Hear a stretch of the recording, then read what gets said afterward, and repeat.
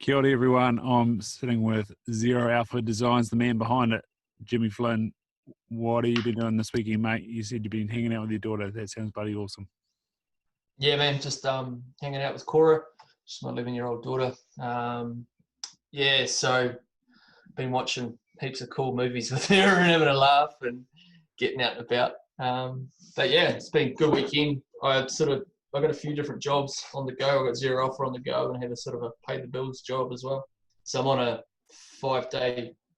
I've got 5 days off on my rotation, so it's not really days off because I'm either doing stuff with my daughter or working on design. What is it, Sunday night, and I'm working on design work at them I just stopped just to jump on this call. But yeah. Magnificent. That's sort of one of the questions I've asked a lot of people is, what do you do on the weekend? Because usually that's the time that you have for yourself to do the things you love and the things you're passionate about. And I had a bit one of those weekends this weekend as well. Finished work on Friday and been here on the farm with my mate and helping him out, and I'm loving it. Like it's work, but working on a farm's bloody good fun. What is it about design that sort of sparks your passion and sparks your interest and keeps you up working late at night? Yeah, it is the love of creating stuff, really. I've done it all my life. It's kind of like I was just talking to somebody before. It's been a constant in my life, and it doesn't really feel like work. It kind of a lot of the time I'm problem solving, and that gets frustrating because you're bashing your head against the wall, going, "Why isn't this working?" But then when you push through it, it's pretty gratifying. And I think I've been doing it long enough that I know that you can push through it and you can come out with something really good at the other end. So that probably keeps me going as well. I see a problem and I'm like, we're going to try and figure this thing out. Whether that actually be an aesthetic of the thing that I'm designing, or maybe it's a problem that a customer has come to me with, or a business challenge. They want to be seen by more people, or they want to portray a certain branding image or something like that. There's lots of little different facets of design work. Yeah, absolutely. So the two people I live with, one's full-time artist, and she does a little bit of graphic work herself. And my mate whose farm it is, he did graphic design at university, and that's where I know him from Otago there. It's really fascinating to, from someone that's quite science orientated to sit down and have conversations with creative minded people, because you think about everything differently. What is a creative, you've spent some time in the military. What does a creative bring to the military? I think being able to think outside of the square. I've met quite a few people that have been in the military and are quite creative thinkers. And I suppose I'm probably not, like my journey as being a creative is way more advanced than it was when I was in the army. But I suppose if I look back on it now, if I did have the same thinking as I do now, I'd have ways of process of thinking, and that same sort of thing of talking about. And I apply this to a lot of my life, is about you've got a problem in front of you and being able to, systematically put it in front of yourself to break it down into little bite-sized bits that are more manageable. So I suppose, I don't know whether people do that in the military now. I know I've been out for so long. I got out in like start of 2004. Mm-hmm. But I suppose, I've probably diverged from your question there a little bit. No, that's good. So like with this scientific method, you obviously you come up, or you collect the evidence, you come up with a hypothesis, and then you test it. With the design process, it's more about, like I say, having a problem, brainstorming, throwing ideas at the page, and then seeing what comes out. Like the two of them are basically coming at it the same way but differently. It is like that. But then you've got so you've got the artistic side of it, and if you're an artist, I kind of class myself as a graphic artist more than a graphic designer. Yeah. I don't know. I got my fingers in so many little different pies. But what was, yeah. So then you've got the dynamic of throwing the customer into it as well. Yeah. So I find myself a lot of the times, I really need to get to know the customer really well and what they're looking to project, and what solutions they need solving, sort of graphic wise. And then you've got another dynamic of you're going to throw in actually their customers, because a lot of the time, this is probably, just if there's people starting out, excuse me, a lot of the things I find is that people want to start a business and they're like, oh, I want a logo, and here's all my ideas for a logo. And then I'm like, well, who are your customers? Are your customers on that same wavelength as you? And sometimes they're not. Sometimes, they might be, their demographic might be, 60-year-old woman. And they want a logo that's, I'm just taking, just throwing things out there just to make a point. But yeah, you really got to delve into all these different dynamics to get sure everyone's on the same level and you're on the right track. And then that comes down to then trying to be efficient with time. I can't spend, if I'm not on the same track and I can't produce what that person's thinking, then I'm wasting my time and I'm wasting their time. And we don't want to be mucking around with a logo all year. Mm-hmm. We need to finish the project and get paid at the end of the day. Yeah. As you said there, often people come to you with their sort of brainstorm for a logo. I know I'm guilty with the this logo here. I basically had the idea that I wanted something like a scout badge, basically, and I said to Sam, and they've got this beautiful head, which is the head that's in the Stag design. And I said, create something, and what comes back at you is not what you ever thought, but it's better because you've got the skills, and also, like you said, there you can address the customer and things like that. What do you do if the person sort of isn't willing to play the creative game? Some people don't. Some people just want you to do it for them, which is fine. It's probably good that they express that. It's probably good if they express that, hey, look, we trust what you do. Go for it. You just produce this a logo. And then you get people that are, it's like talking completely different language. Like they don't know what color palettes are, and they don't know what high contrast is, and all these buzzwords that designers and that use. You got to get on their level, and sometimes you got to teach them. So, yeah, you got to deal with that as well. But yeah, I'd say that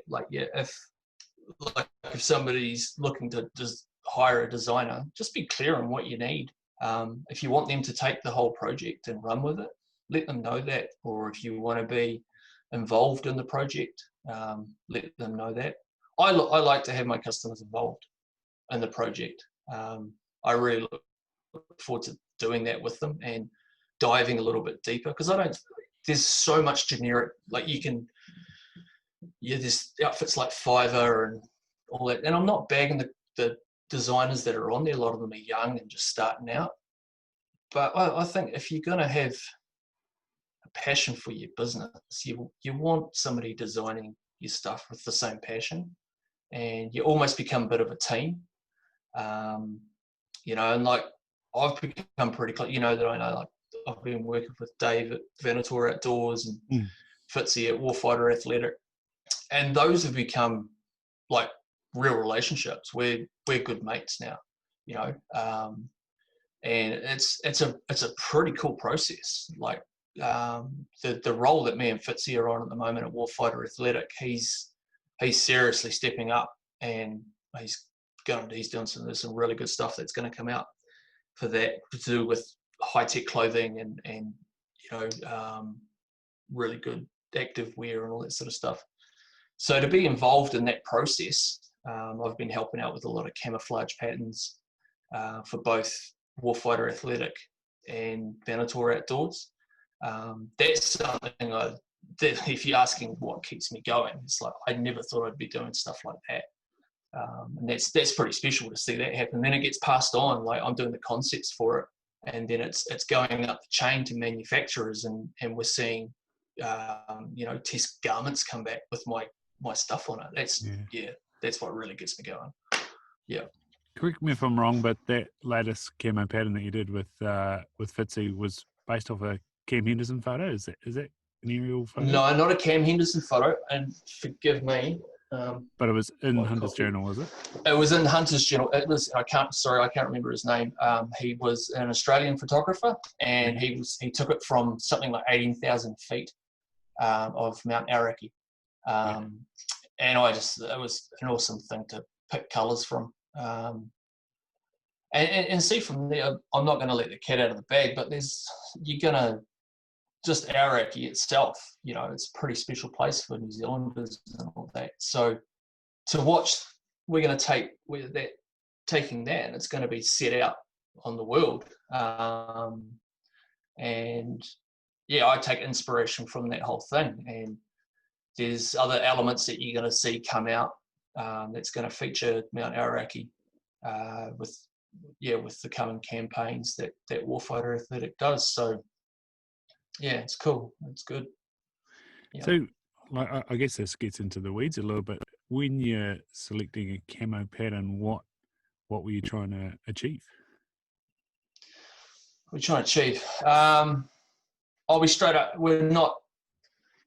There's a what would you say, a fashion aspect to it. Yeah. It's not like I'm trying to get all scientific and certain animals see this way and certain animals see that way. But then again, both dealing with myself being ex-military, Fitzy being ex-military, we've got some other people in behind the scenes from some of the units that we're consultating with them.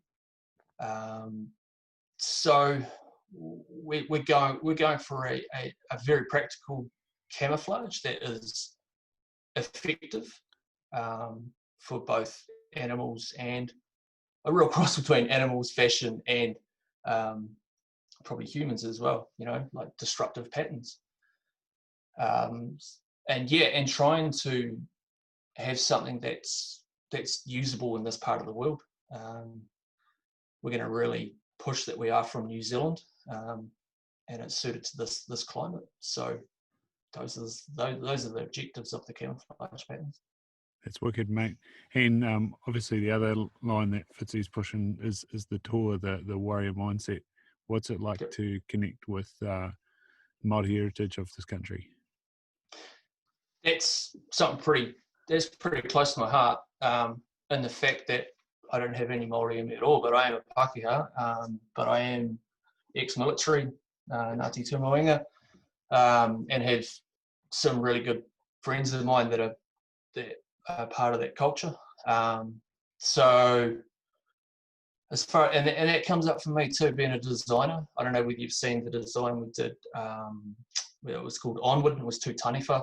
That was I got the brief that we wanted something that was specifically made for the New Zealand infantry. So the imagery I used on that was our red diamond and our bayonets surrounded by a couple of taniwha. And I suppose I took I did my own style.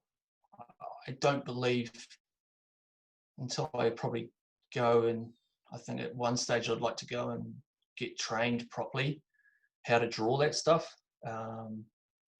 So I didn't want to do a complete rip. I don't think that's right. But then again, I did consult with some of the brothers, and they were like, "Dude, you nailed it. Like don't think anything wrong of what you've done here." So to me, that was really important, and I wanted to get almost like their blessing before it was released, being fully aware that it is being sold worldwide.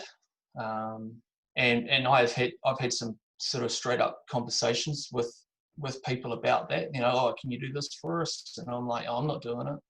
Yeah. It's that's not my place, and it's not my culture, and it's not. It needs to be respected. So and directing them like, look, go and find a Maori artist, and make sure you do your due diligence and get this blessed and make sure it's okay. Yeah. Yeah. So you said that the military identifies as a tribe. What was that called? Yeah, Ngāti Tūmaoinga. Uh-huh. So they installed that. Sorry, I can't remember right now. They got the status as a tribe, and it brought the army together as one tribe.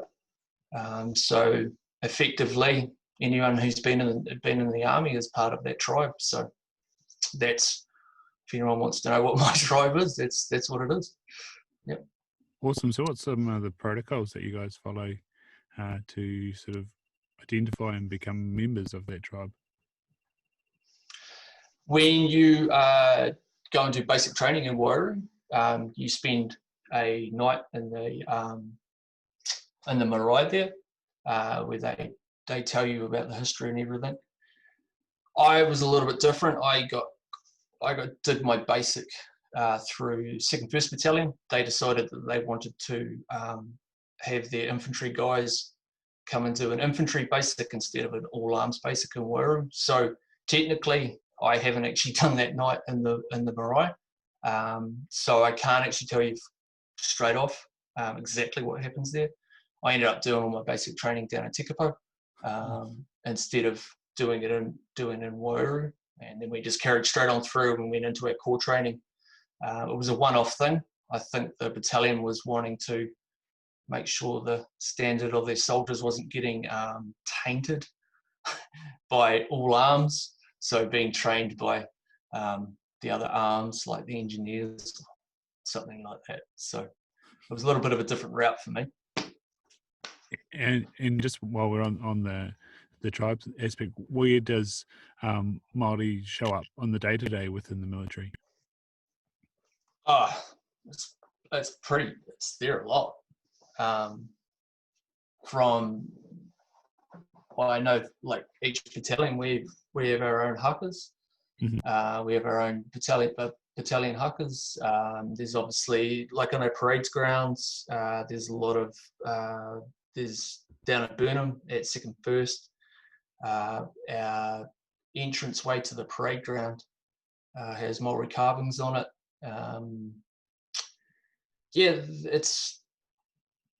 I got to say, I'm pretty proud of the way New Zealand soldiers are, in particular the infantry, your Pākehā and Māori working together and getting along, and we really just work as one. Yeah, it's pretty good to see. It's pretty good to be part of. A lot of all that bullshit that goes on between all of us sometimes seems to get thrown out the window, and just everyone's there to do the work and look after each other and got each other's backs. So yeah, in that aspect, it's pretty cool. It's something I'm pretty proud of. No, that's awesome. And you said there that you guys as a battalion, had an extra sense of focus.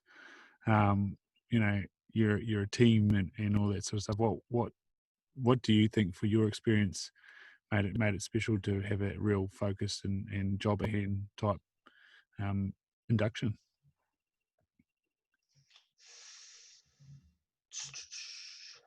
Sorry, say that again. You said that the guys didn't want you tainted by other arms, like what? Yeah. I suppose and that instills the what is it called? Spirit de corps or whatever it is. It's like your loyalty to your regiment and to your corps. So coming through being trained by infantry all the way, I suppose, when we got to battalion and when we did our corps training, we only really knew infantry ways. Whereas, which is good and bad, because I'm not bagging any of the other calls or anything like that. But you don't actually. One bad thing about it is you don't actually get to network with some of these other guys that branch out into the other callers, you know. So in a way, it's a little bit of a disadvantage, because you might, you know, down your career, I know you go, you always remember the people you're on basic training with. So your whole network is probably a little bit more limited. But at the end of the day, infantry are the best, and yeah, we are. Yeah, everyone serves us. So, you know. I'm just taking the piss.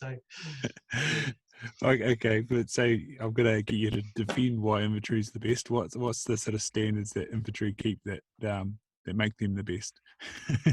Well, it's just the job that we're going to do. No, yeah. There's always going to be a rifleman in a hole somewhere. You can bomb the fuck out of something, but there's always going to be a rifleman in a hole with his rifle that's going to have to pretty much. Our motto: seek out and close with the enemy. You know, sort of holds pretty true. But you know, we keep fit. It's a pretty hard job. I spent near on 7 years there, and I've been in some horrible conditions in the weather.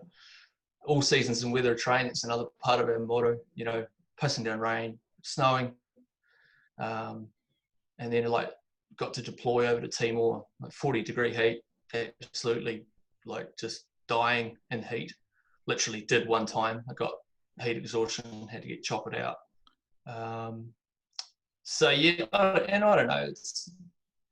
I am saying that in tongue in cheek that we are the best, because you're an army, you're a team, and the infantry can't survive without the other corps. You know, they need to be supplied, they need their signals, they need their food, like everyone else, even though the infantry does try to look after itself. I don't know what it's like now, but we used to have our own transport corps. I ended up in SIGs, our own signals. They even used to have things like their own cooks. They were trying to be if they needed to be standalone, they could actually look after themselves without other corps. But yeah, it's just me being biased.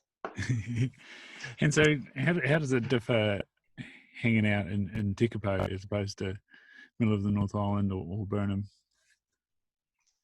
The ground sucks in Tekapo. There's way more rocks. You can't dig in as fast. I love both those places though, and I suppose this is my creative side. You know, there's nothing better than being out in the middle of both those training areas, and clear night, stars, mountains, you know, Southern Alps or Mount Ruapehu. Horses, the wild horses in Wairau coming up on your position and scaring the shit out of you. You know, that's pretty funny. Or I always remember, like, we have a massive live fire demo, firing into these hills. Everyone's just, you know, letting everything rip. And it's ceasefire! And it's like, everyone's got to stop. And these horses come waltzing in. Everyone's going to go down. They're going to drive down, chase them away, because they're not meant to hit the horses. And these horses are so used to it. Like, they just, whatever. And then everyone gets back into it again, you know. 10 minutes later, ceasefire! Horses just wandering back in. They're like taking the piss, eh? Yeah, it's quite funny. Oh, I love that. Yeah, mate. So but yeah, it was good. It was Caribou. No, you finish, mate. I was just gonna say, like, yeah, got to see a lot of New Zealand with being in the army, which was cool. Heaps of the West Coast bush, heaps of the bush up north. Because I was quite lucky. I spent my first half in 1 battalion based in Linton. And then I managed to, I took a bit of leave after I got back from East Timor the first time, went snowboarding, got back in, and then got on the back door to go join Second First, which is good because I'm native Cantabrian, so it was good to be back down home, and then served the rest of my time out down there. So it was good to be in both battalions. Lovely. So what I was going to ask you there is how now being one of these lucky ones that gets out the other side, how now does the military show up for you? Those things that you learned and behaviours and like you've already spoken about, being fit, being ready. Where does Mm. that show up today? Shows up in a lot of things actually, and shows a lot up in Zero Alpha design. And I've kind of carved out a little bit of a niche market. My main clients are actually all ex-military. So it shows up in the way we do business, the way we carry ourselves. It's a lot easier for us to plan things out. Not that we do everything like a military operation or anything like that, but we're just on the level, and we know how to prepare things, and and often refer back to, if you're struggling. I find a lot of things in business, you need to get language right. And like I was saying before, if you need to teach somebody about design language, you need to say it in a way that they understand. And so a lot of the things we'll just refer back. We're starting a project, and we're like, is all our battle prep done? We'll just use words, and it just makes everything, we know what we're talking about. And then I think the attitude as well. It's been pretty awesome working with, like Fitzy's, he's an ex-commando. So working with someone as motivated, that's ex-special forces, that's pretty cool. That makes projects go pretty good. Yeah. And, just sort of glean things off that, and very motivated guy. And we churn out some stuff pretty quick. And, it's pretty good. But yeah, so that's where it's turning up a lot these days. And just thinking back, sort of your business isn't going right, or you got a problem, and you're thinking, well, I've been in some shitty situations before when I was, going on doing a route march or something like that. You can do this. So it's just a mental thing, really. Yeah. Yeah. It's interesting you're saying about design language and the battle plan. Last weekend, driving up and back from Pukekohe, I listened to the whole of Fitzy's back catalogue on his, I think it's Hard to Kill podcast, and yeah, he wasn't short of an acronym or two. The biggest one I took away was BAU, the business as usual stuff, and I was like, that's a cool one. Yeah, that's some good shit. Yeah, for sure, man.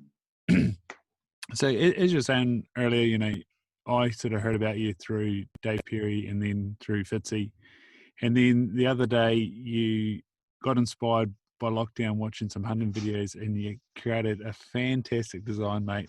Talk to us about Khan's muscles, like that's Khan's Lucky Charms. Khan's Lucky Charms. Yeah. Khan's Lucky Charms. It even rolls off the tongue nicely, eh? Yeah, no, I listen to a lot of podcasts, and I've been listening to a lot of American podcasts, and I kind of get sick of it sometimes. I'm like, why am I listening to these dudes? When there's the best hunters in the world in New Zealand. So during lockdown, like a lot of the hunting videos and that, I know, like the Hunters Club, they put it all out for free. And while I was working, I got right over there, I've got a 100-inch projecting screen. That's my main TV. So I'd have hunting videos rolling just while I was working. So it's just something to have on there. And I kept noticing like Khan is munching on these muscles all the time. And it looks like it's starting to pick up. And I even seen like the green trees, they were in on it as well. And I was just sitting there, and I suppose it's just the way I think. I'm like, Khan's Lucky Charms, and like the Pams sort of logo. It's it's like blatant rip of it, but it's it's a bit of a parody. Yeah, and I got a lot of respect for the guy. I really like the way he hunts, the messages that he's put out. I'm not too sure of the involvement he has with Hunter's Journal, but I know he's involved with that. And Hunter's Journal, that's probably another topic that we'll get into just after this one, but I absolutely love what they've done. And in particular for the design wise, I'm just kind of just starting out on the hunting. And I've, as a designer, I don't think and I'm not bagging anyone, but I don't think a lot of the design work and a lot of the old traditional magazines, real bright yellow in your face sort of typefaces and all that sort of stuff. And you compare that to the Hunter's Journal, really slick typography. The photography in it's just on point. Somebody's actually thought about, we're going to produce something that people want to have on their coffee table, and it looks really good. And so yeah, and I suppose I was been influenced a lot by those guys as well. But yeah, and I ended up drawing that and sent it through to Khan. So what do you think of this, man? He's like, yeah, that's dope. So I don't know what will happen with it. I'd like to see it produced. And I kind of put it to Khan, if you want to, I'll happily donate it. If they want to use it for a fundraiser or something like that, put it on a shirt. I'm sure people would be keen on it.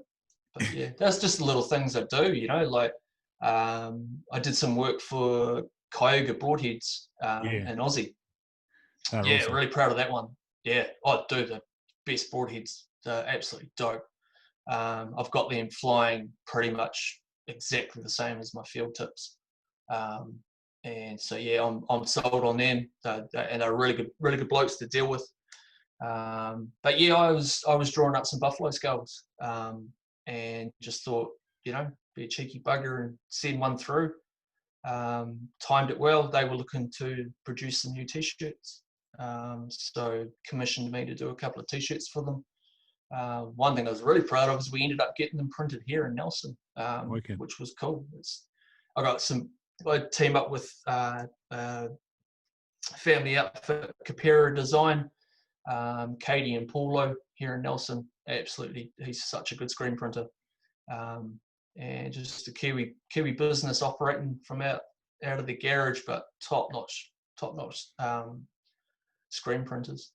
And ended up getting them to print up them for Cayuga, and then organised all the logistics and got them sent over there. And we were under the crunch. They were going to they had like a field show. What do you call it? Convention field show. You know what I'm talking about, like an expo. Expo, yeah. So we needed to get it over there real quick. So it was good to pull that project off. Again, the other things that was why I do it. It's good. Yeah, on those Cayugas, I'm pretty sure Poldy down the west coast uses Cayuga broadheads, and I think he's a very good archer himself, but he definitely puts a few animals on the ground with those. And it's interesting you bring up screen printers locally. Like when I was looking at doing these hats, I sort of did the easy way out type thing and looked at bloody AliExpress, and when you really looked at it, it was like, this really isn't that economical. And then when you look around the country, like I got these done with the print room down in Dunedin, and there's guys in Hamilton as well that are doing good things. The barber I used to go to there, Fox Kennedy's, just had a bunch of t-shirts made by some guys in Hamilton, and then even growing up in Invercargill, there's a fella, Everett Studios, and my brother even worked for him for a bit, cleaning up solvents and the like. But it doesn't take much to get something done, and you're putting money in the back pocket of someone within your community. So yeah, it's that rethink of how we're doing things, and shit, you're proud of the product, and you're proud that you know where it's come from, and you've had a conversation with the people that are producing your stuff. So I'd reinforce what you said there, man. Yeah, I try to push for it all the time. I totally understand budget constraints when people can't compete against Asia, getting things made in Asia. But I think if you can get it made here, I think it's just with the whole thing with COVID, I think we realized that you can't always rely on things getting done overseas. And I think that's actually part of the reason why Cayuga gave us the contract to get it done here. They'd mentioned, because at that time that like COVID was in full blown in China, and China was shutting down, and they were like, we can't get them to produce this for us. And in the end, they said, like, you guys, just the price is good, and you can get it here just as fast. And I don't know, I'm pretty sure the service was better. That whole, on the level of, and I'm not talking about different languages, but I'm talking, I don't bow hunt, but I'm an archer, so we're on that level. So it ran smoothly, and like you say, you know where it comes from, and the fact that you're putting a bit of money back in your own country is good. Yeah, and that all comes back around because, you know, if someone down the road's got money from you, then they've got money to spend likewise. So in turn, so yeah, no, it's I definitely think that's been a silver lining of looking at supply chains and things like that, and where do things come from out of all this, is that we're starting to think that locally I can be doing my bit, and that'll come back around, which is always good. Yeah. You know, you're saying sort of tongue in cheek with the Khan's Lucky Charms. What was the special sauce about? The special sauce? There's one you did an image of the soy sauce that you often see in the sushi. Yeah. That was yes, that's my fingers and lots of little pies. I do 3D work as well. So 3D modeling and 3D rendering. Yeah. So that was kikuman, which is a very famous soy sauce bottle. If you go into any Chinese restaurant, or it's actually Japanese. It's a Japanese soy sauce. Mm. And the story behind it is that it's well known. The designer, he's a well known designer, and it's a really well made package. And I learned how to make that from another 3D modeler over in the States. And then a guy I follow, I used to do Brazilian Jiu-Jitsu. Mm-hmm. And a guy I follow, Jared from Articulate BJJ. I think I've got that right. Let me check. Yeah. It is. Yeah.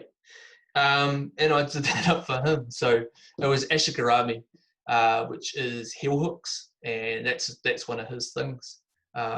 So I did that up for him and just threw his logo on there as another bit of a cheeky one. And yeah, I suppose he really liked it as well. It was a good little parody. Yep. Starting to become a bit of a running thing. Yeah. So there's a lot of fun in that. Obviously, it's tongue in cheek, and like you said, you're happy to, in the case of the muscle thing, sort of give it away. You know, does that sort of keep the fun in what you're doing? Yeah, it does. Because sometimes it does get, you can get bogged down. Oh my God, you know, like, yeah, it is. And it's also to do with, you can get too much work. I can get too much client work on, and I don't actually get to do anything for myself. Mm-hmm. And it's something that I'm moving into at the moment. Like I'm quite happy. I started Zero Alpha in 2017, and I've tried I've tried another business before this, and I tried to just go all in, and just got into it too early, and it just fell over, and then it was a big disappointment. And I was like, right, with this, and definitely because it's me being creative, I'm just going to roll into it.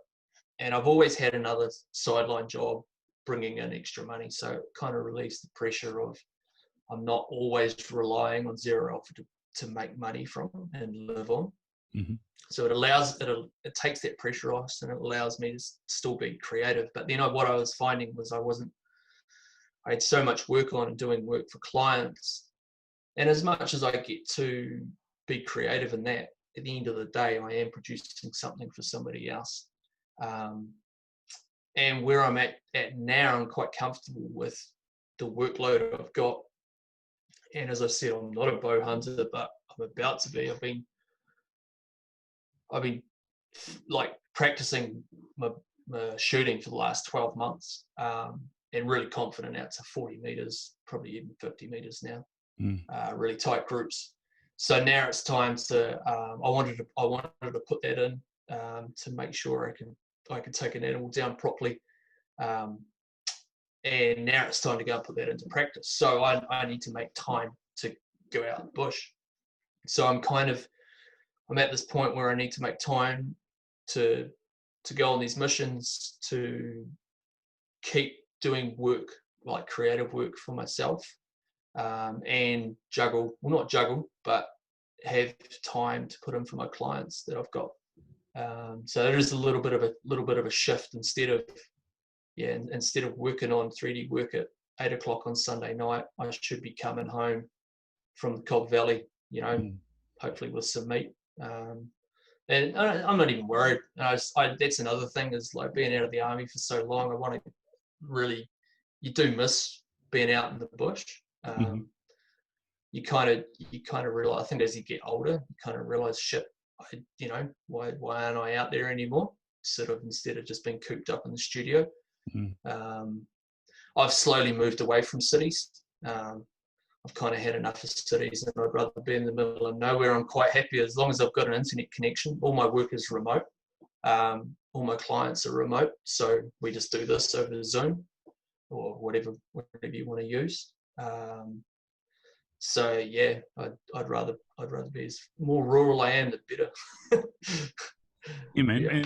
And so I guess that was the thing around lockdown, is being able to be remote, and it's proving to a lot of people that, hey, I don't need that person to be here to consult. Like, some people are calling that the gig economy is going to end because of this, whereas I'm thinking, if we can all, well, not all, but a lot of us can work from home via internet communication, we can get the brief, go out, do the gig, do the contract, put it back in, then it's done. Like, I see massive potential for the gig economy. Yes, it might not be delivering food or Ubering, but it's just a transition and really utilizing the tools of Zoom. Like, I've been using Zoom for 3 years, and I've told this story a couple of times already, that said to my mate, that's a really good technology. And sure enough, that the whole thing's blown up. And yeah, I think it really helped people realize the power that we all, we don't need 2 million people in Auckland City. We can be out here in the rest of this country. Yeah, and I've since doing Zero Alpha, I have worked a lot from home. I've got pretty much a full-time job now, but I'm working like 12-hour shifts, so I smash it out. And then I've got another 4 or 5 days off. But I've been, like, most of last year, I was only working small hours, so only traveling bugger all into Nelson. I was working down at the port. And I kind of think the more people can be around home, I think they can find time to do things that are a little bit more important to them, whether that's seeing their family more, whether it's growing some food more. I think we waste a lot of time like traveling to work, and you work a 40-hour week, but by the time you calculate all that time in traffic, and all that sort of stuff, it's more than 40 hours. Like, personally, if I work a normal job, I can't stand doing 5 days a week, like going in for 8 hours a day. It's just, to me, that's pointless. I don't know why people don't just go, look, we want to work 4 10-hour days, and get more time off work. It's, to me, and that's why I'd rather do 12-hour shifts if I am working. 4 12-hour shifts, get it done, and get it out of the way. I think we waste, and I think maybe people with this whole COVID thing will start to realize that how there is probably a little bit more to life than just grinding it out at work. And I hope people do. It's funny for me though, like, that whole lockdown, that was the best month I've ever had for design work. I don't know, it's like, most of my clients are all social media based. So I think that definitely had something to do with it. Everyone was stuck at home, and totally their engagement was through the roof. So obviously that was good for them. But yeah, it was quite funny. Yeah, I know for myself, like you say, that priority of what it is that you're doing, like, and I've had this conversation with my good mate who's an engineer. It's sort of the trap of a professional degree, is that you put so much into it, and then you get to be in doing the thing, and then, like you say, you're working 40 hours a week. In order to level up, it means working harder, working more, taking your work home, and it's kind of like, oh shit, what have I got myself in for? Whereas, over this COVID time, like I was here on the farm, which is something that I'm hugely passionate about. Part of continuing on with optometry is that I want to be able to buy a farm, and then, like you say, produce food. Be close to food, be close to the land, be outside, which is the other irony of being an optometrist, is you tell people to get outside and you're inside all day. Yeah, and then, like I say, with all that time, I took it as an opportunity to really just go hundies on the podcast and do 3 a week, and the engagement was amazing, and the conversations and the connection over social media was awesome. So yeah, like you say, it's a real mind fuck, and you kind of coming out of it now, you just kind of, you don't know where your thoughts are. It's quite bizarre, and I'm sure that for you, like you say, that's the most productive time you've had. To then have those other things creep back into your life, you're like, oh, how do I feel about this now? Well, the funny thing, and I know this from a lot of creatives that I listen to on podcasts and all that. A lot of creatives, there was absolutely hardly any change. We're a bunch of introverts anyway that stay at home and work away in front of a computer or whatever, or in front of a canvas, and don't really see a lot of people. So I heard that from a lot of creators, and for me, it wasn't a hell of a lot of change. So it wasn't a big deal for me. And the reason why I live up here is because of my daughter. Well, my family's in Christchurch. I have a couple of special people up here that are close to me, but other than that, it wasn't like I was like doing much different. But now it's I don't know. It will be different for a lot of people coming out the other side of it. But it was good. I kept up my fitness really well. I just got to run, lift weights. I shot my bow every day, which was pretty cool. And that's one thing that's now I'm sort of back at sort of this daytime job or whatever I do, and then I can't get to shoot every day, which is a little bit annoying, because I actually use that as a bit of a break from the creative side of it.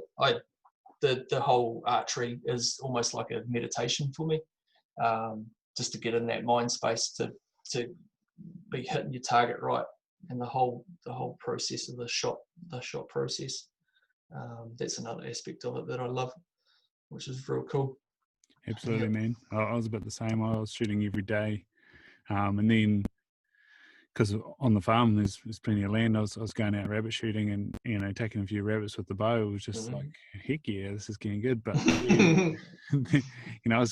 while I was away in level 3, I was sort of thinking, all right, I'm going to come back and I'm going to go after one of those turkeys. And then I've come back and been working, and so it's dark when I leave. Dark, or not quite dark when I leave. If I get my shit sorted, I can put a few arrows downrange before I leave. But dark when I get home, and then I've lost the little level on my sight, so my grouping at the moment is just it's just horrific. It's either, and I think my servings come loose, so I'm getting real bad vertical displacement, and then without the level, I'm getting real bad horizontal and angled displacement. I'm just like, oh, this has gone back to the poop. So yeah, I was telling someone I need about $1,000 worth of components for my bow, or I could just get another bow, which was like $3,000. And I was like, but actually, that's probably more in the long run, more cost effective. And they're like, what are you talking about? Yeah, probably. I know we were talking about the other day when we were DMing each other. I've just slowly worked at my bow. I was lucky enough, I picked up an Elite 32 off Trade Me, like I said, like 12 months ago. The person that I brought it off, someone in Auckland, I don't even think they'd hardly used it. I ended up getting that, and they also had a really nice little PSE mini burner for the kids' bow, so I got that for my daughter as well. And I've just worked over, that Kyoga job. I did a bit of a trade because those boys have got hookups for Abbey archery and all that, so got a real nice spot hog sight for it. And I've just been working away at it like that, but just went and picked up one of those Bowmaster vices, not vices, bow press. So it's a little portable one. I was looking at spending $700,000 on a press, and I was like, oh my god, it's like so big and bulky. And just over the weekend, this thing you can do a full tear down. So I changed out my limbs, changed out to 70-pound limbs. I got to get a new string. I'm going to start learning how to do my serving, and just start doing all my own tech stuff. So, because there's no in South Island, not that I know of, there's no Botex. So you're looking at packing your bow up, you got to send it away, and it's like, I can't be bothered doing that. I'd rather just do it all myself. Yeah, I know Khan gets Monty Nixon to do his stuff. I think Monty's based in Christchurch maybe, and I know I've seen Poldy work on Cam's bar a little bit. He's over in the West Coast, so it's few and far between. I don't know what Caden Willis does. I think he sends his up to Northland.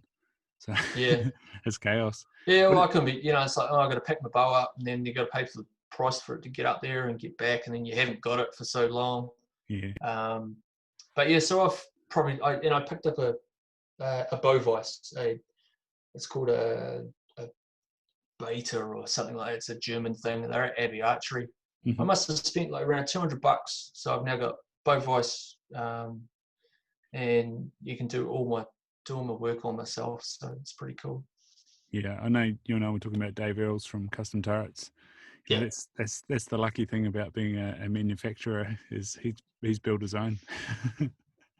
Yeah, but I think I hit him up. I was like, bro, can you make me one? And he's like, yeah, no, it's not really worth it. He was having trouble finding square tubing, that telescopics inside itself. But I tell you what, if the listeners are looking for a good bow press, Ian Summers on Instagram, check him out. Summers Archery Solutions. He is one of the engineers for Kyoga broadheads, and he's making some really nice presses.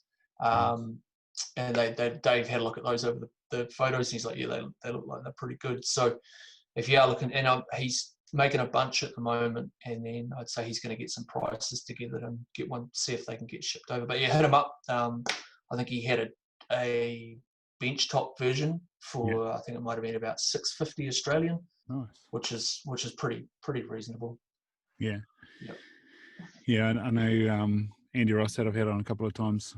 Some of the guys that he's been shooting with, I've just got them mounted to the tailgate sort of thing, so that they can just where they're camping, the base camp, they just flop down the tailgate and away they go, tune up, and you wait. Yeah, well, that portable one, I'm just going to stick it in a pack.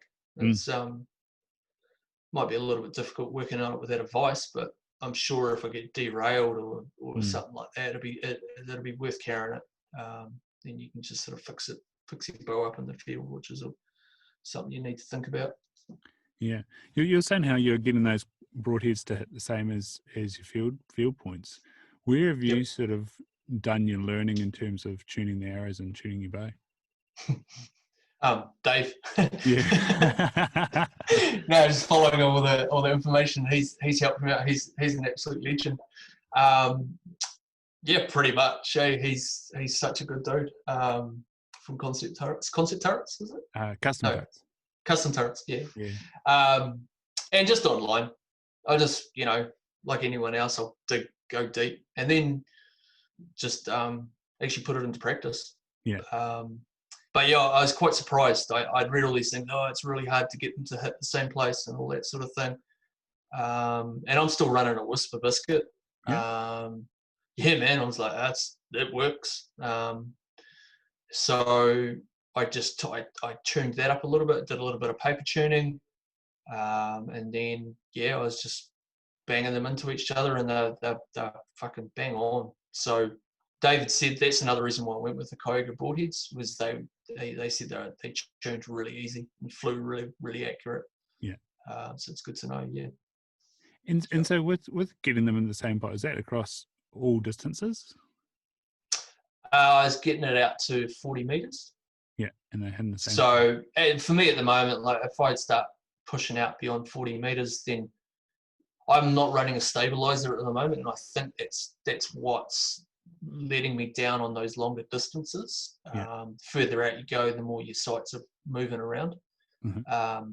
And this is just me surmising. I haven't got a stabilizer. It needs to be stabilized. So I'm thinking once I get one of those on, those longer distances for me will be it's getting a lot more consistent. But 40 meters for me is I'm pretty happy with that. Oh yeah. I just got to put it all into practice now and get out there and start looking for some animals. And so, as you said, you're quite new to hunting. What sort of hunting have you done up until this point? I suppose really only being in the army, really. Yeah, but I suppose that's humans. But other than that, just knocking over rabbits. With some mates, my cousins down in Christchurch.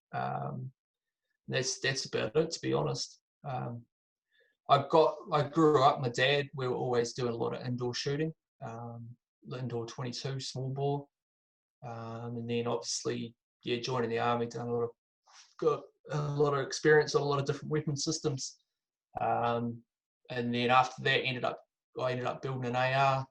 Got my ECAT, got into just firing, using that on practical shooting, and started going from a pistol as well. But then, with the whole mosque shootings and all that, I just kind of, suppose I got a little bit disheartened with it, and I just, I just finished building this AR, and then having to give it up sort of pissed me off a little bit. So I was like, right, I was wondering what to do. That's when I picked up the bow. So it was real good to swap that over. And I find that there's a lot of parallels between, building. I shouldn't say building, assembling an AR, because that's all you're really doing. You're just putting it together. It's pretty easy. But same thing with like building arrows, with making doing your own ammo up and all that sort of thing. And then I was like, well, if you've got a bow, I don't really want to. I like target shooting. Like I said, I like that whole process, but mix that with my wanting to get back out in the bush. It's a bit of a no-brainer. Yeah. And so, have you done much stuff in the Alpine? Snowboarding. Yeah. But I'm looking to keep it pretty local. There's a few spots of it. That was one thing I did during lockdown, was did a lot of e-scouting. Yeah. There's some good Google Maps has got some good tools. And like I said, I just want to get back out there, do some overnighters, get my daughter. Not that I don't think my daughter's keen on actually going out and killing animals, but definitely she'll be keen to come out and go camping and all that sort of thing. Absolutely. She's actually pretty good with the bow herself, so I don't know. She might get into it. I'm not sure, but that's been a really good thing too. Is having her. She was actually shooting bow before me. I got her a bow. I got her a bow, like a real cheap one, before I had mine. And she winds me up about that to this day. And she's like, I've been shooting longer than you, Dad. So that's pretty cool. But yeah, they're the main reasons why I want to get back out there, just to get back out the bush. Yeah, wicked. Yeah, I love what you say about the parallels between weapon systems and building the bow. It's it's useful, and I think that should give anyone the confidence that is experienced with their rifle and the turrets and sights and things that they can transfer. Oh, fully, man, fully. Like I really like shooting, and I'm a pretty decent shot. And it's always been about those marksmanship principles for me, and the discipline you need to get a good group. And I think it comes back to that sort of meditative thing of firing a good group. And that's what I found when I picked up the bow. But it's on another level, because you're not just using your fingers, you're using your whole body. And to be consistent, you've got to be on point. And like I said, it's a real nice way to clear your head, because you're not thinking about anything else. Yeah, it's pretty cool. I think I was shooting out 60 meters the other day, and just starting to get those looking pretty consistent with the groups, and that's pretty cool. 60 meters is decent when you have a look at it. You're like, wow, and you're placing something in the general vicinity of where you want it to go. And I know it can only get better, so it keeps you wanting to keep doing it. Yeah, the thing that I've only gone out to sort of 40 and 50, and it was a mess. But the thing that I really enjoy is that you have the release, and then that movement, and then it hits. I suppose that's the same what the guys get out of gong shooting. When they're out to 1,000 and stuff. It's that, like you say, making sure their body's in perfect position, making sure that pull is nice and clean and smooth, and then waiting for the ding. Yeah. What I like doing is putting in all four corners of a target. Mm-hmm. Trying not to concentrate too much on getting groups, but I figure if I can pick a point on my target and put them there consistently, it's probably teaching me more accuracy than anything else. I think I love shooting groups, don't get me wrong, it's always cool, but I think if you can go right, I'm going to go top right, top left, bottom left, and then keep peeling those away. I think that's a good drill to do. Yeah, I'm a big fan of that one too, and also a lot less expensive when you keep your arrows intact and you don't smash them by hitting in the same spot. Yeah, especially when you got broadheads on. Yeah. Yeah. They'll chew through it pretty quick. But, absolutely, absolutely, mate. Well, it's getting late on a Sunday night. Where do people find you, Jimmy? They can find me at zeroalphadesign.com. That's my website. Contact form there. Some work that I've done. You can find me on Instagram at zeroalphadesign.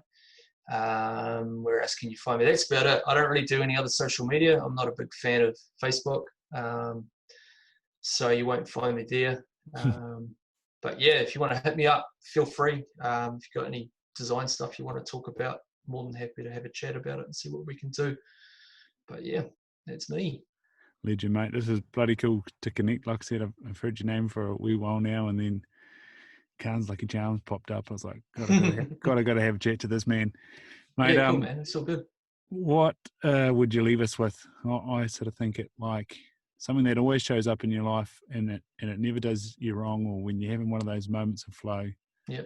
That sort of commonality comes through. I'd probably it's probably a little bit off what you were saying, but I'd like to leave you with, like, you got to find your passion. Mm-hmm. I spent a long time, particularly after I got out of the army, working bullshit labouring jobs, and kind of forgot about my creative side and just thought, this is what I got to do, and kind of got tied up with the family. You got to provide for the family and all that sort of thing.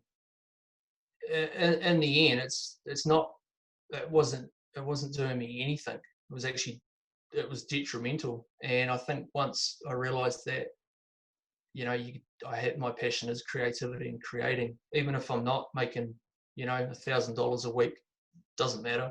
I wake up really happy and keeping my fitness and doing this creative work is what fuels me, and is more healthy for me and my body and my family and all those sorts of things. It all kind of falls into line.